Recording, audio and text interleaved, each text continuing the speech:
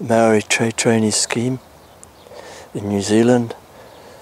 My perspective is that the Hāhi Weteriana, in brackets Methodist Church, Hāhi Rātana, and certain Ngaitahu kaumātua of the time played a very, very leading role in that establishment, particularly with the trade trainee scheme that initially commenced at Rehua. To qualify that statement, one needs to briefly look at the relationship between the Hāhi Weteriana and the Hāhi Rātana, because they have been close ever since Tahu Pōtiki Wiremu Rātana and the Mōrehu of the time were wishing to set up a religious body, Hāhi Rātana. To do that, they needed an endorsement from an existing Hāhi, and that came through in the manner of Father Seymour of the Waikato Maori Mission, who signed the required document and made Rātana an established church, established Hāhi. The bond between the two has never diminished, and that being so, I was told in 1949 3 kaumātuas from Te Waipounamu went to Tūrangawaewae Ngaruawahia to tautoko the Hāhi Rātana in certain taki that were on the table at that time.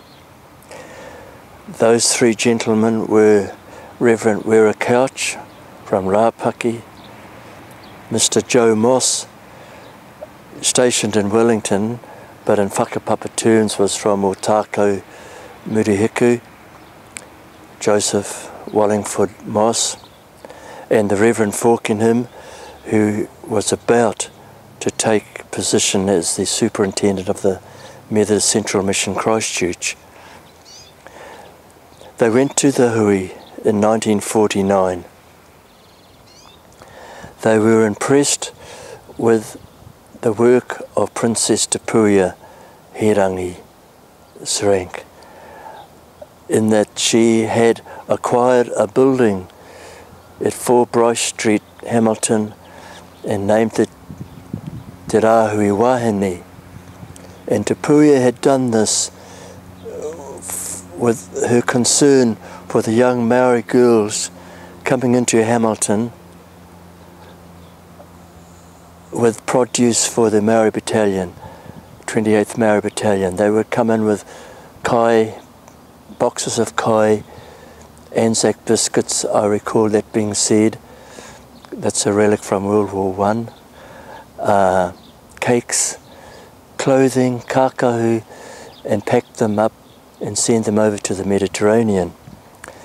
When that completed, they'd find a park and sleep under hedges and trees. And Tapuia, that's why she endeavoured and succeeded in purchasing 4 Bryce Street.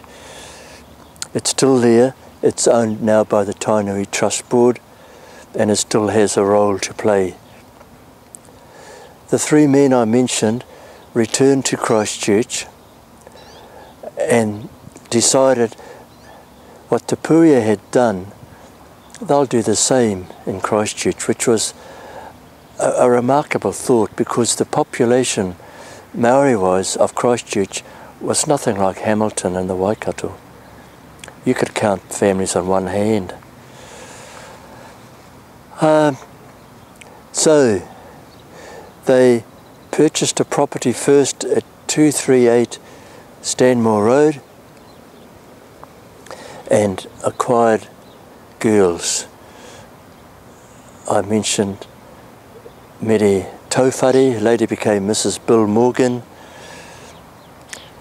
Whare Tutu Solomon and her sister Whare Remu from Kaikoura, with Whare Tutu's little child called Sue Reed, whose father was overseas in the war, and who later in life became Mrs. Tuhakaraina, and you had Rita Rangi, later Mrs. Wikirefi, and others from Kaikoura of the Beaton Morel line. They were looked after by Joseph Moss, who I mentioned earlier, and his wife.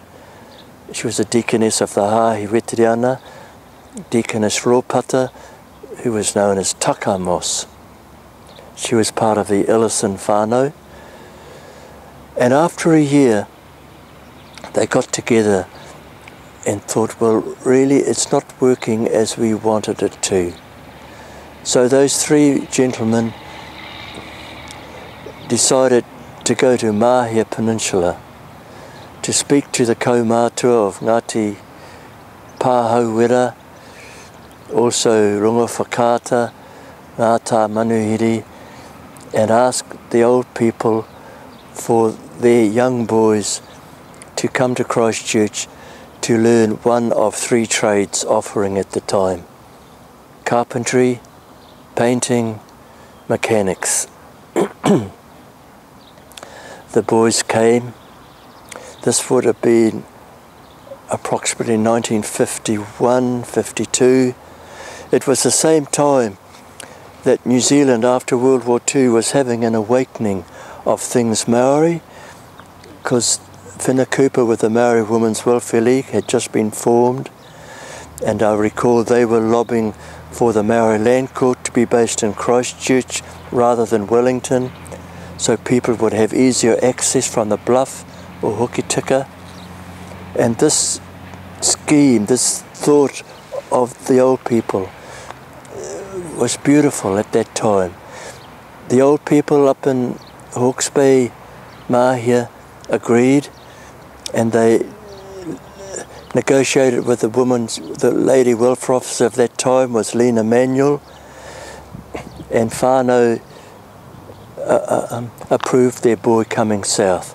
And I think of names like Wainahu, Thompson, Wilson,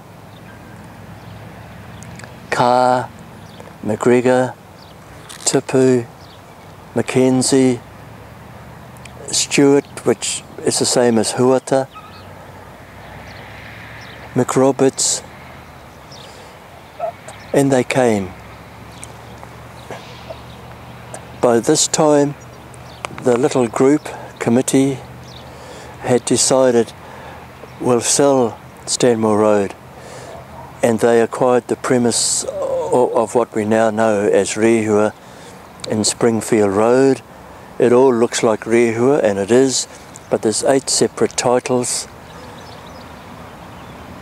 And the boys came initially from Mahia in that vicinity, and they all went to Polytech. Those men I mentioned had great contacts. They embraced other kaumātua in Canterbury, and I'm referring to Ricky Ellison, Joe Karetai, Whitu Pitama, that were able to help, because through there Ricky was related, his cousin had married Rangi Royal, and Rangi Royal was the senior Maori welfare officer for New Zealand, and he was very much in favour of this basic plan.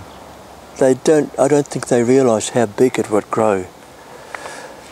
So for about 10 years they provided that work, supported by the welfare officers based in Wellington, and the government certainly showed interest 10, 11 years later, because then in around about 1965, 66, they opened Te Kaihanga at Hanson's Lane, Riccarton, and also Sylvia Park in Auckland, Te Rāhui Tāne in Hamilton, and Trentham at Upper Hutt. And by this time, with the government involvement, further trades were now being embraced. And boys mostly in the North Island initially, but it started to cover the whole country, getting young Maori boys into Auckland, Hamilton, Upper Hutt, Christchurch to learn a trade. I came south in the early 60s when, through the women's welfare lobbying, the Maori Land Court was set up in Te Waiponamu, and I acquired the position of senior court clerk at that time, and I was with Father Seymour and Sister Heaney at Te Rahuitane where I lived, and they wrote down to those gentlemen and said, look, Terry's with us, he's one of ours, he's got nowhere to stay, can you give guidance? And they replied, Terry can stay with us at Rehua. So I arrived. I remember it quite clearly. We slept in little army barracks out on the Moriatia. Myself, my mate at that time was Graham Rako from Bay of Plenty. And I can think of, it was a lovely experience. We were all as one big happy family doing things together. And in those days there was no television, there was the radio, your phone was toll barred. The most popular person of the day was the mailman, and you'd see him biking up the road with a big bundle of letters from everyone's nanny ma, nanny pa, mum and dad, cousins, and that was your communication with home. Because Christchurch was different to Auckland, Hamilton and Wellington because of Cook Strait. You just couldn't get on a bus and go home. You've got Cook Strait to contend with. And I do remember a lot of homesickness, those first, the intake on their first year. The big meal of the week, we had lovely, lovely meals at Rehua. They were prepared and guided by the Hāhi Weteriana who came from Taranaki. There's a church, Rangiatea, up in New Plymouth, and Mrs. Keenan and her sister, Mrs. Tracy Megan, and their sister, Judy Whippety, all came to Maru o te Hāhi Weteriana to work at Rehua. And the boys look forward to that Sunday meal, that roast, which I often tell people, with mint peas and roast kumara and potatoes and carrots and pumpkin, and then followed up by apple crumble with ice cream seeping through. It's beautiful. You don't have that now because we watch TV and you just get a kai off the road, and life is so different. But after lunch, the boys went down to the square, which is what you did, just to see action in some way, and the Pākehā community of Christchurch would come in from the suburbs specifically to meet and see a Maori boy, because they hadn't seen Maori boys before. I find that I was part of that scene. I'm not saying I was the Maori boy, I wasn't, but I was there. And it was really wonderful, and people would say, oh look, Rangi, next Sunday I'll meet you in the square and I'll take you home for tea. And that's when Rangi and others would meet up with Charlotte and Sophie and Christina, the daughters of their host, which ultimately became marriages. And I know for sure that the trade trainee scheme that those people I've mentioned instigated at that point of time changed the face of Christchurch forever. I definitely know that. Now those old boys, those first intake, are in their 70s. Their parents, their granddads, their even great-granddads, and those children, descendants, are still here.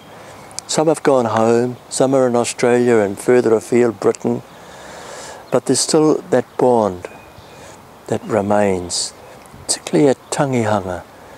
You find they all come home because everyone's brother, everyone's bro.